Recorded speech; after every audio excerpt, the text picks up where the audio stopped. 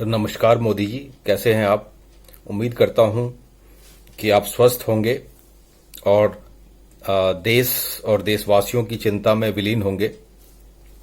मेरा नाम रितेश है और आपसे मन की बात करने की इच्छा हो रही थी कई दिनों से, तो आज उचित समय लगा तो आपसे मैं रूबरू हो रहा हूं। कुछ बातें हैं मोदी जी जो थोड़ा चिंतित और परेशान सा कर रखा है कई दिनों से। तो मैंने सोचा कि कुछ उलझनों को आपसे चर्चा करके क्यों ना सुलझा लूं, तो थोड़ी सी जो है सो मन को शांति मिलेगी। मैं चर्चा शुरू करने से पहले मोदी जी ये बताना चाहता हूं कि मैं आपका बहुत बड़ा भक्त हूं और 2014 में जब आपका कैंपेन स्टार्ट हुआ था उससे पहले से ही आपको फॉलो करता हूं। गुजरात में आपने बहुत ही डेवलपमेंट किया था, आपका विकास मॉडल मैंने गुजरात में खुद ही जाकर के देखा है। साबरमती रिवर फ्रंट किस तरीके से आपने डेवलप करवाया था, आपके गुणगान चर्चे, वो सारी चीजें बहुत अच्छी थी मोदी जी। उसके बाद आपको वोट भी दिया है।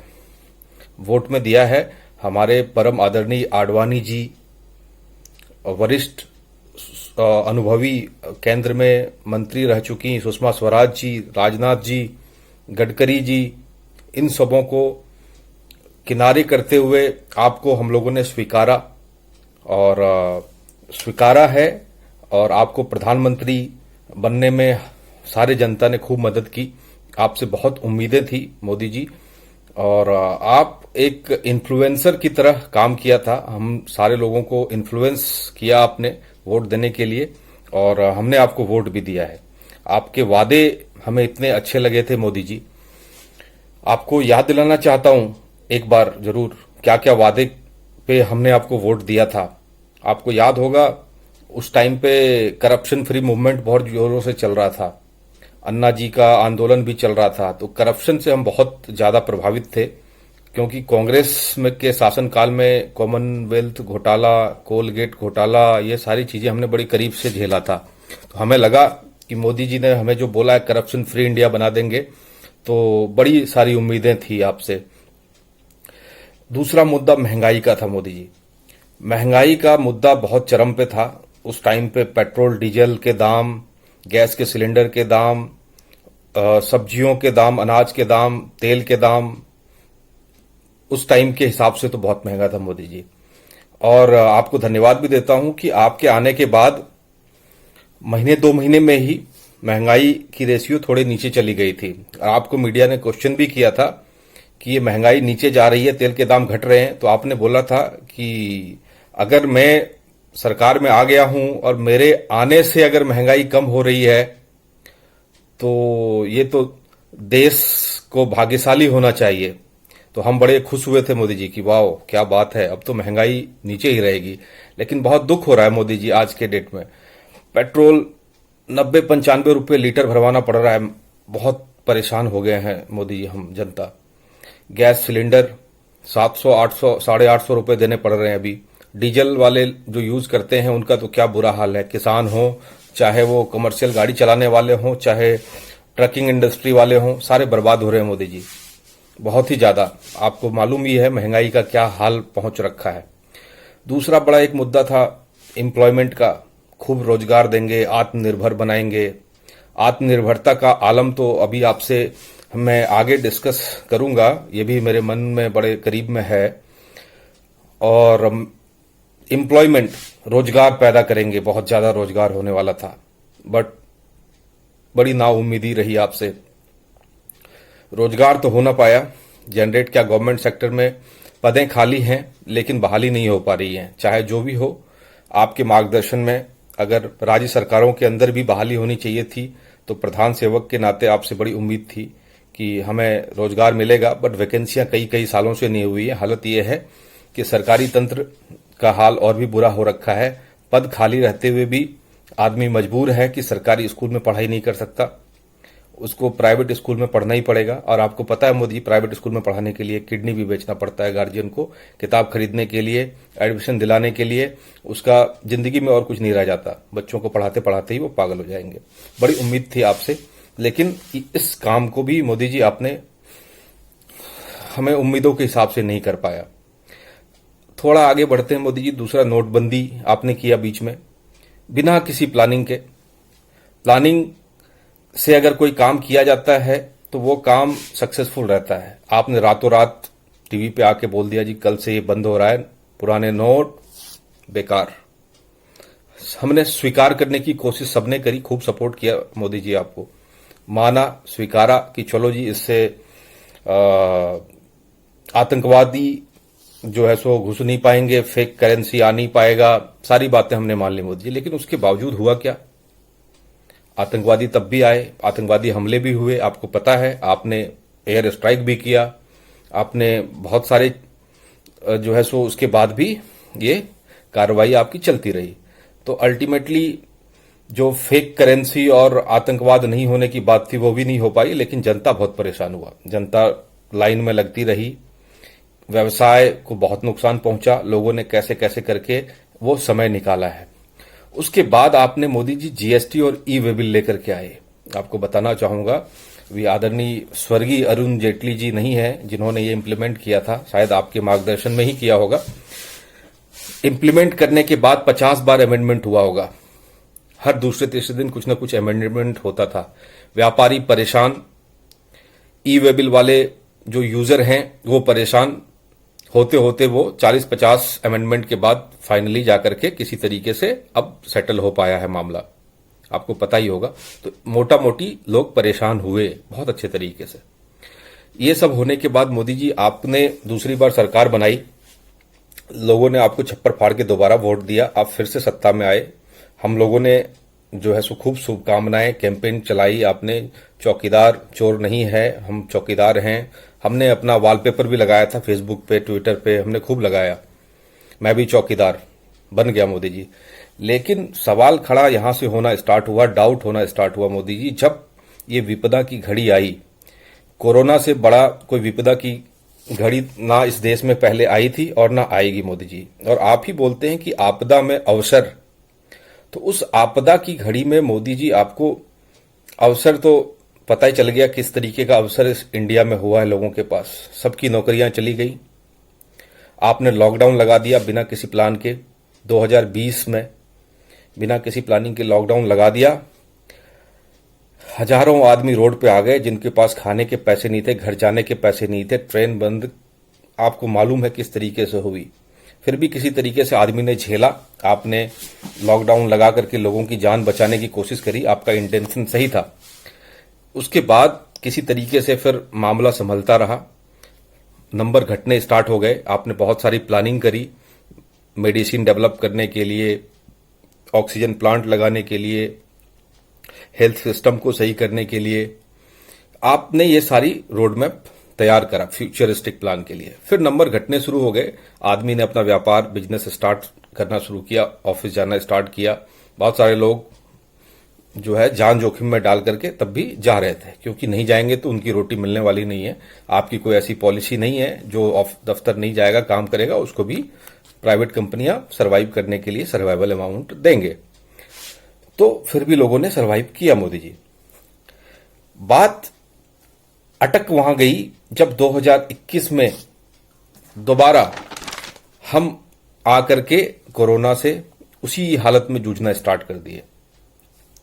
आपके कहने पर पिछली बार हमने ताली थाली खूब बजाई थी, आपको पता है मोदी जी। आपने एक बार बोला, हम एक पैर पे खड़े हो गए, सारे जनता खूब हमने शाबाशी दी, अप्रिशिएट किया हमारे फ्रंटलाइन वर्कर्स को, तालियां थालियां जो भी आपने बजवाई खूब बजाया। वहां तक सही था मोदी जी।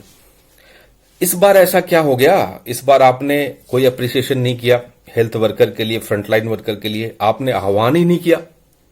हम तो तैयार थे कि इस बार भी होगा, लेकिन आपने किया नहीं मोदी जी। इसलिए नहीं किया, आपकी मजबूरी, शायद आपकी प्रायोरिटी जो थी वो इलेक्शन जीतना था मोदी जी। आप सारा कुछ व्यवस्था छोड़ करके सीधा पश्चिम बंगाल में आक्रमण कर दिया।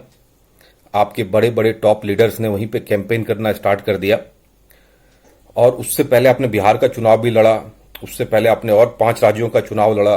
तो आपका सारा जो मैनेजमेंट है और आपके चाणक्य, जो आधुनिक चाणक्य बोले जाते हैं हमारे मोटा भाई अमित शाह जी, जोड़ तोड़ की राजनीति, वो तो मोदी जी हमने खूब देखा है आपका कितनी ताकत लगाते हैं आप। मध्य प्रदेश में आपने सरकार बनाई, बहुत अच्छा किया आपने।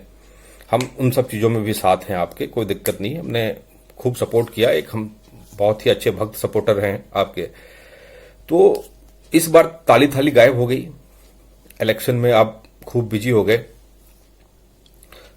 उसके बाद मोदी जी जो प्लानिंग पिछले साल आपने की थी, वो प्लानिंग इस बार एग्जीक्यूशन में बदल क्यों नहीं पाया?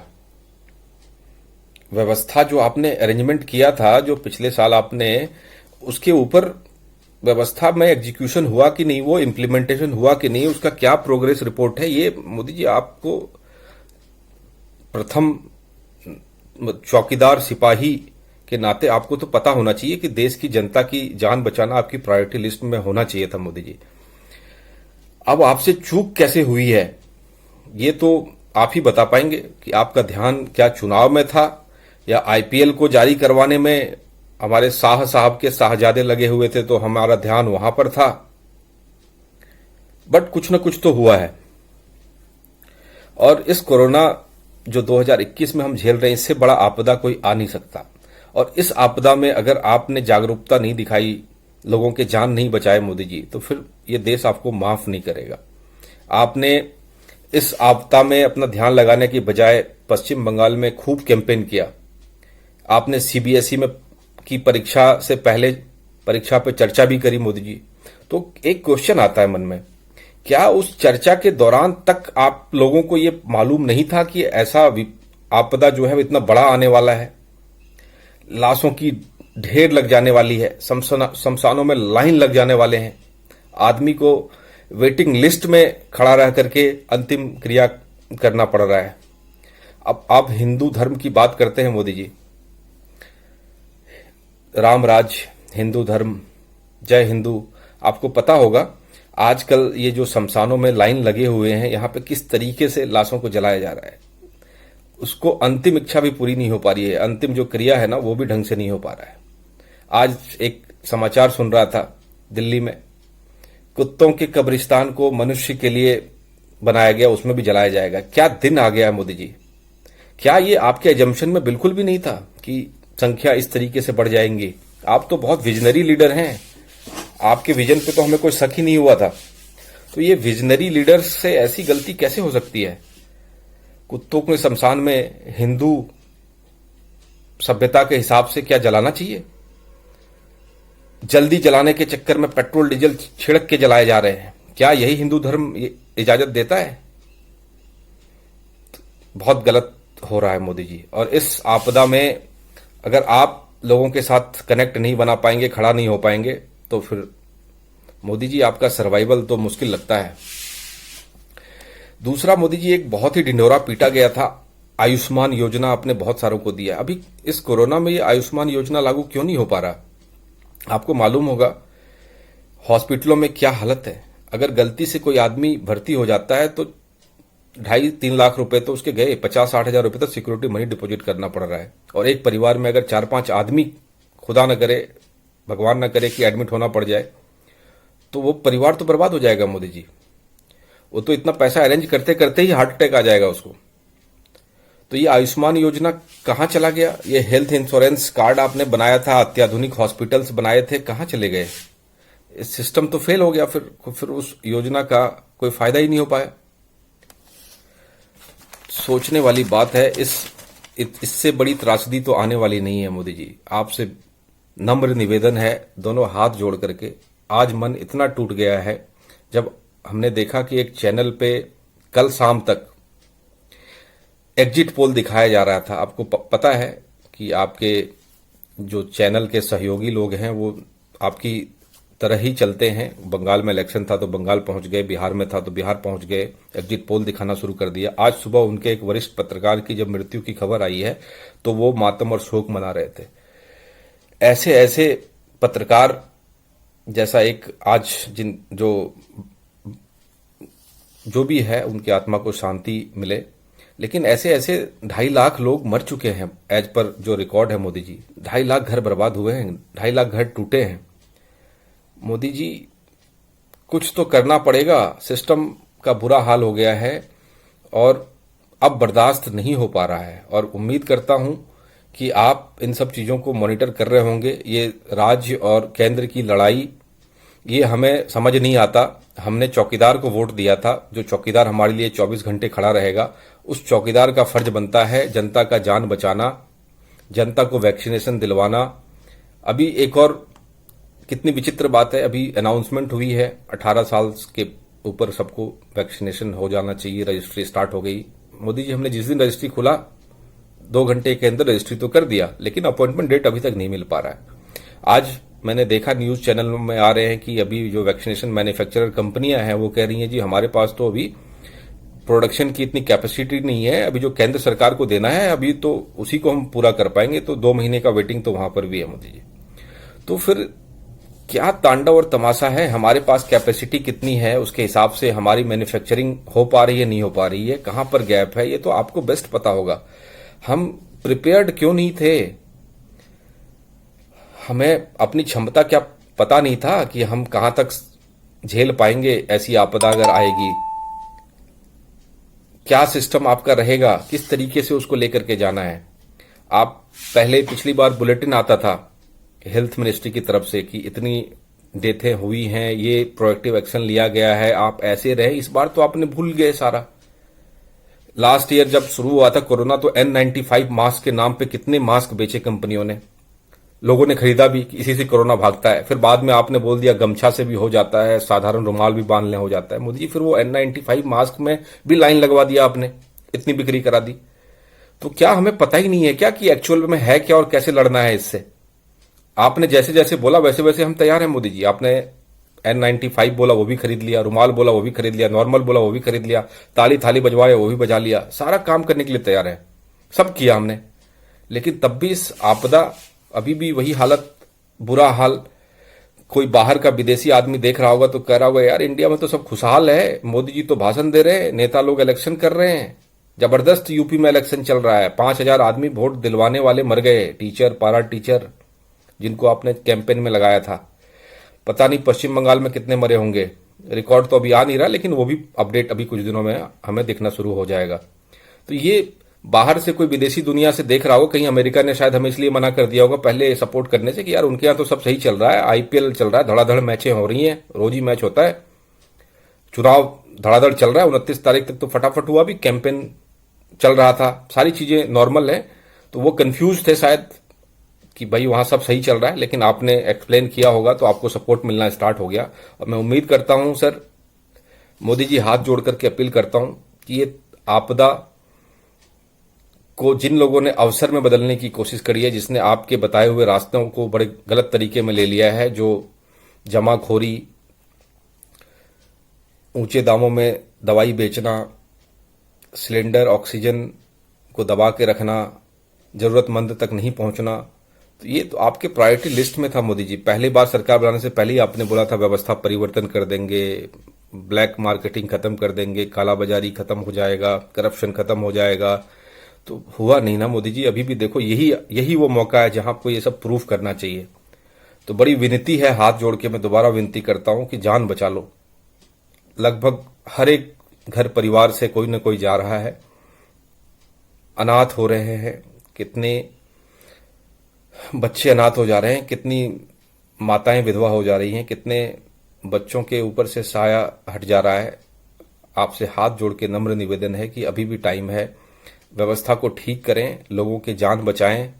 और इससे ज्यादा मैं क्या बोलूं, मेरे मन में जो बातें थी मैं आपके समक्ष रखने की कोशिश करी है।